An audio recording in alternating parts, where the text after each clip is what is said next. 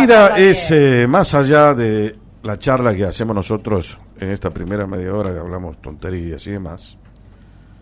La vida se encarga de mostrarnos realidades que a veces son bastante crudas y difíciles de aceptar. Por ejemplo, la Argentina es un país que si uno viaja por tierra, te hace dar cuenta lo maravilloso que es, lo grandioso que es. Vas visitando esos campos feraces donde se cultiva absolutamente de todo. Pasás varios climas. Llegás, por ejemplo, hasta la costa y vas a ver el mar argentino, un mar rico en especies ictícolas. Vas a ver el trabajo y el esfuerzo de los argentinos en cada centímetro de tierra, del bosque, de la pampa, de donde sea. El gran problema es que todavía nosotros no nos pusimos de acuerdo como sociedad para avanzar en conjunto y ser definitivamente un gran país.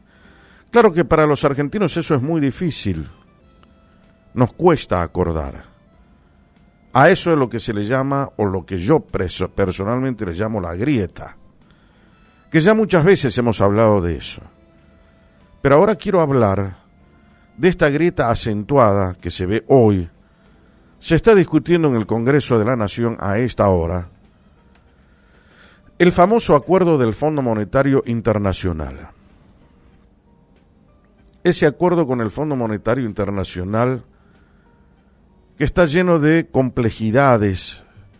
Algo complejo es algo que tiene muchas cosas que tienen que ver con el todo y que por esa misma razón al intervenir esa cantidad de cosas se vuelve absolutamente complejo.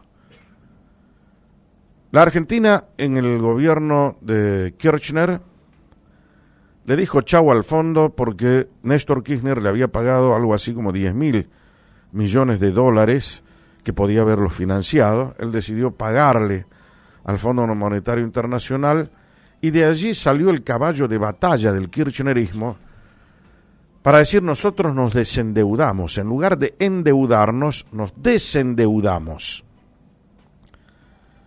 Eso le sirvió como caballo de batalla electoral después para ganar elecciones. Lo sacamos al Fondo Monetario Internacional de nuestras vidas.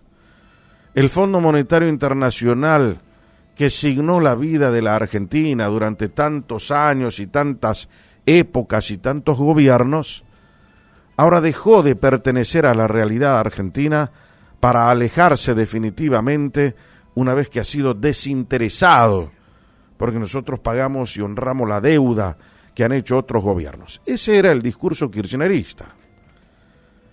¿Quién es el Fondo Monetario Internacional?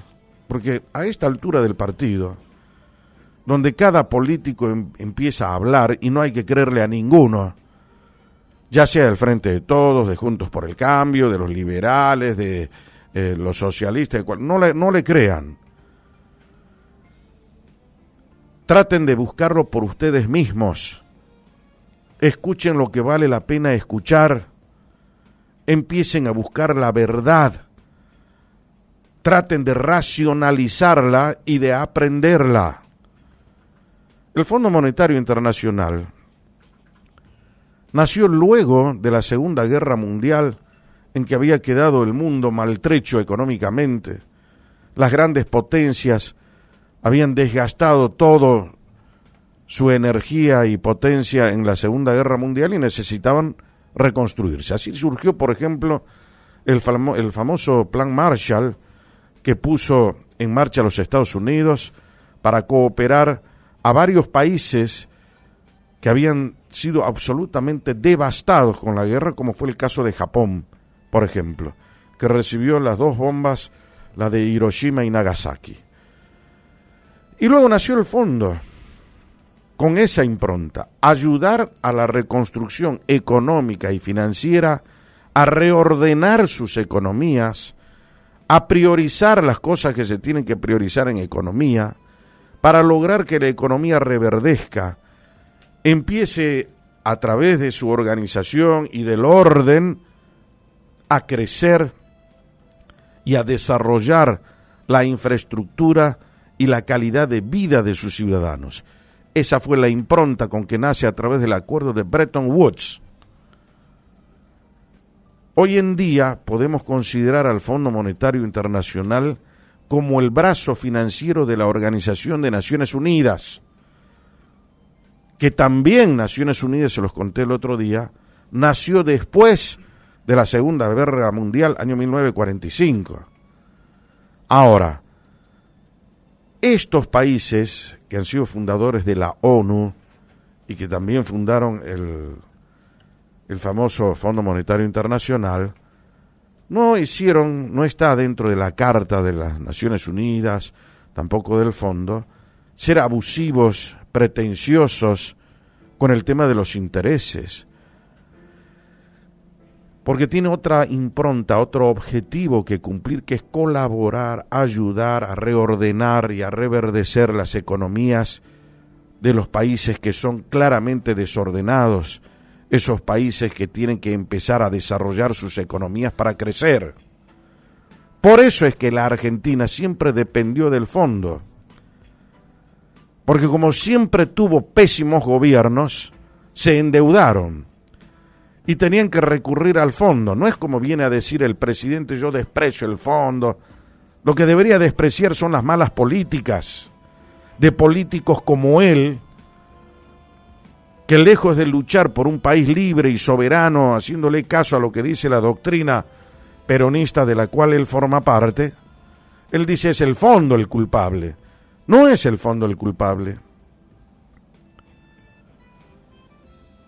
Llegó la época de Macri.